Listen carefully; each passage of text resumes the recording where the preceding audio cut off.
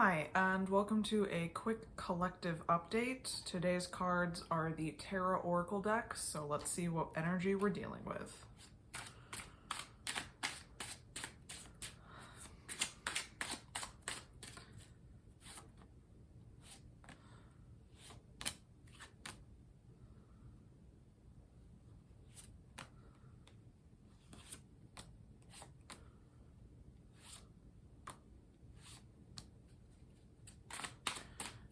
Anyone else? All right, who do we have? The flamingo with composure, the hippo with conflict, the hedgehog with curiosity, the platypus with individuality, the cicada with rhythms, the giraffe with growth, the hermit with sanctuary, the firefly with illumination, the garden snail with isolation, interesting, and the elephant with kindred. Okay, so much like the other reading, huge transition happening for this group of people in the collective. I feel like there's combative energy happening, and a need to turn inward. Like, I know it's Mercury retrograde, so that's kind of another reason why I'm doing this energy update, because I've personally been going through weird things. And you probably are too. So the first card I want to talk about is the Hermit, with the Sanctuary, where this is, I mean, not unlike the Hermit card itself, the need to develop your own space, your own area, in order for you to connect with yourself on a deeper level. The cool thing about the hermit crab itself, right, is that it goes out and picks its home very specifically for the size and shape that it is. And it also molts, growing an entirely new exoskeleton. So two unique features. So the question for you in reference to the Sanctuary card is, how are you connecting to your inner sense of home? And is the environment around you allowing you to connect with that sanctuary? And if not, what can you do to bring yourself, I guess, into a state of calm that you receive by being only with yourself, to nurture yourself, to create a sanctuary for yourself wherever you are, so that no matter where you are, you're always home. Because with the cards like growth, illumination, and isolation, and individuality, but more like this, okay, so the snail with isolation, and then the firefly with illumination, and then the giraffe with growth, right? All of these are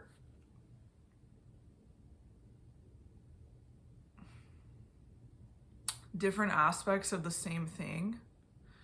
So if we're starting with our sanctuary at the top, what does our sanctuary give us? It gives us the ability to shed light on things that need to be examined in order for us to move forward.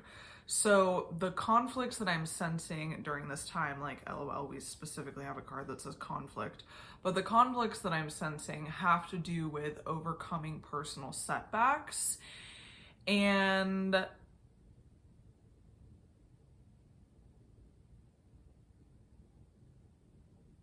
it feels relationship based, and it also feels communication based, and it also feels emotional based. So potentially all three of those things wrapped up into one thing that need to have some light shed onto it. So in reference to illumination, illuminating hidden parts of yourself, as well as shedding a light on areas that need to be dealt with. And I really feel like the sanctuary aspect of this entire reading is really where we are finding who we are as a person. So what's great about this garden snail card with isolation is that it's both, it's a tool, but it can also be a weapon, right? I was gonna give an analogy, but there isn't one that I can think of other than a sword, and that's not where we're going right now. So isolation is both a benefit, and if we lean into it too hard, it can be a problem. There is definitely a need to surround yourself with people who know and love you. And potentially during this time, you're going to be seeing who is actually in your corner, because it seems like you're hitting a growth spurt, not to like literally reference this card, but it feels like you're hitting a growth spurt and like you're finding your stride, you're finding your element. And part of that is the ability to understand who you need to isolate yourself from and when you need to isolate. It's almost like transitioning from once being a people pleaser to finally understand how to set boundaries, and then to being able to hold yourself to those boundaries, which is like one part of the growth, one part of the illumination, and then one part of being able to create a sanctuary wherever you go. Because if you're able to like hold fast with all of those things, like hold fast in all those decisions, you're never really going to be tipping forward into the things that were driving you crazy. Do you know what I mean? So I think in reference to the isolation card, we definitely need to make sure that this is balanced and that you're not using isolation as a tool in order to avoid growth, in order to avoid conflict, in order to avoid dealing with yourself and or dealing with yourself with others. Because although there's going to be like positivity in reference to having people on your side in reference to this elephant spirit, like there will be, it's like a blend, dude. It's like blending. It's like blending, yeah, it's like blending and creating a wholesome space for yourself that encompasses people that you consider your family that aren't necessarily blood related. And part of the growth aspect, I feel like, is recognizing that you don't need to be friends with your family, especially if you were never really friends with them in the first place, and that without them behind you all of the time, you're actually able to grow into the person that you're interested in being. So that's definitely going to be part of the growth feature. And growth and understanding like how to love yourself, and therefore how to love others, and therefore how to best communicate your needs, and then also how to deal with the different stages of relationships and like relationship breakdowns. Things that are going to be very important moving forward, because I just feel like you have a lot of like talking and sorting out to do, and that's where part of this illumination comes from. Like maybe potentially for some of you, you're illuminating like a secret, or like hidden information, which is also just a secret from someone that you thought could be trusted, someone that you thought you could love, and they're just like not who they are anymore, or you're not who you think you are anymore, and so like you're no longer driving, which could be another reason why you're having to redevelop your idea of family, redevelop your idea of relationships and communication, and understand boundaries. Because I think that for some of us, there's a potential for the recognition that we've allowed ourselves to be swept up in this people-pleasing dynamic, and within that we've really lost ourselves, and at the end of the day we're the only ones we can count on. So in reference to the individuality card, like, I mean, plainly the platypus is just a wacky little creature. All sorts of bits and bobs put together to create this dude. Highly specialized, great at his job, and that individuality is something that serves them and, you know, I mean, keeps them alive, really. So tapping into your individuality, the question from me would be, how can you make sure that you're acting authentically in the way that you're engaging with yourself and the way that you're engaging with others? Like, what are some of your patterns? And this is where the rhythm card comes into. What are some of your patterns that do or don't support your individuality? So like, are you living as yourself in your job, with your friends, with your family, if you're still connected to them, with your significant other, if that's part of your life? And if not, like, what is missing that would make you feel like an individual? Is it a component of self-love? Is it a component of denial that you're not allowing yourself to step into something that you know is for you, for potentially fear, or just like feeling that you're not good enough to have those things? And then like, once you figure out what it is that's blocking you, like, then figure out how can you move into representing your own individuality. Because I get the strong sense that the person that I'm speaking about and specific to this situation is very strong-minded, strong-willed, very capable of being able to hold their own, make really good decisions, and knows exactly the path that they want to be on. But for some reason, there has been a blockage, like, overall, that's prevented them from stepping into this. So I kind of feel like, even though there's no tower represented in the oracle deck that I'm using, that with the sanctuary and the isolation card, and then the individuality card and the illumination card, that we're kind of seeing like your own personal version of an oracle reading tower moment, wherein you're being stripped of things that you once knew in order to know what you must know so that you can move forward.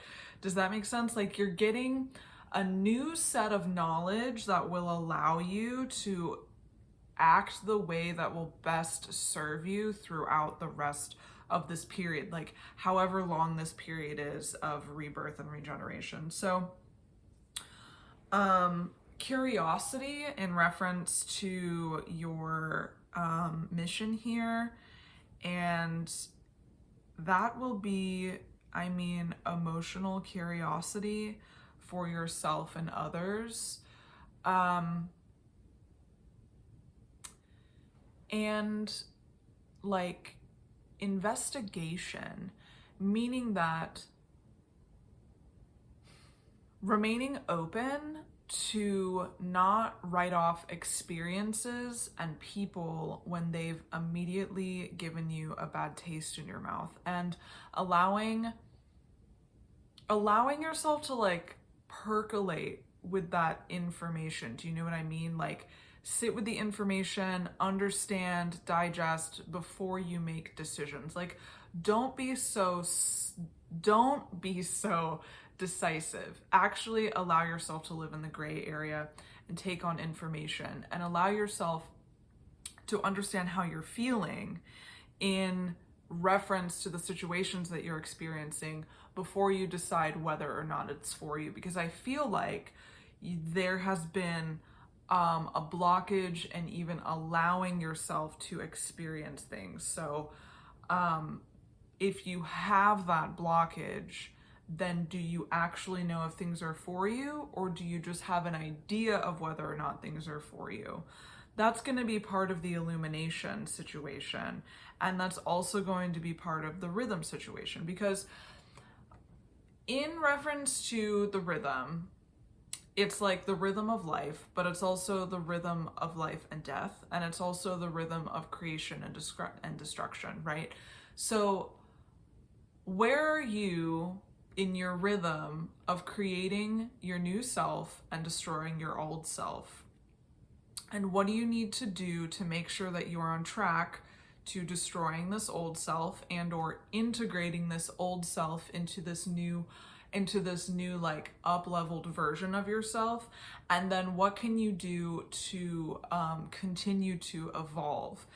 And I feel like in reference to this Kindred card, there is going to be a very important relationship for you, a friendship, a relative, like something that's going to keep you on the straight and narrow, like someone who you can talk to, someone who is your best friend, someone who knows you intimately and can help you suss out what is genuinely yourself and what are the things you've been told that's you know what I mean? Like the lessons that you've been told by your family or societal lessons, and like maybe just your vision of you is so muddled that having someone who really understands you will be helpful in figuring out what steps to take next, which is why the curiosity thing is so important,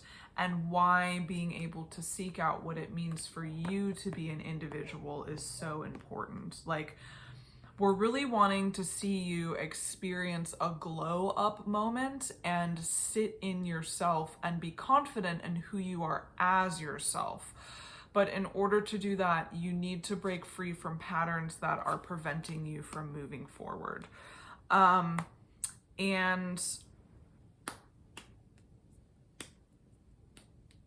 I mean, some of that feels like ego nonsense, you know, just like feeling comfortable in repeated patterns, so wanting to continue to repeat those patterns, and feeling like you only know those patterns, so you want to be safe in those patterns, but like you're also feeling that maybe the patterns are slowly killing you. So like, if you do have that inkling that the patterns are slowly killing you, why don't you move on? Why don't you move on? And why don't you use this family, friend, these people that you know that love you and support you to help you stay in that area? And then only using isolation as a point to like recharge and integrate lessons. Because I think there's a potential aspect in this growth that you're experiencing that is recognizing who you've been and then figuring out who you want to be, and realizing that who you've been may not be who you want to be, and potentially who you've been does have lessons for the future, and really like integrating and understanding. Because without that period of integration and understanding, like you won't really truly be able to tap into your individuality. And it's going to be difficult. Like this drawing of this hippopotamus is really volatile to me. Like the way in which this hippo is looking very aggressive in this conflict is really startling me. And it really feels like the complete opposite of this sanctuary card. So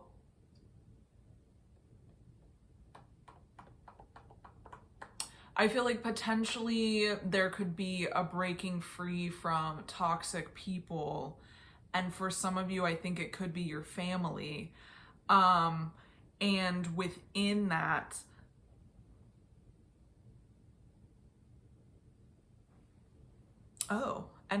you get to create your sanctuary.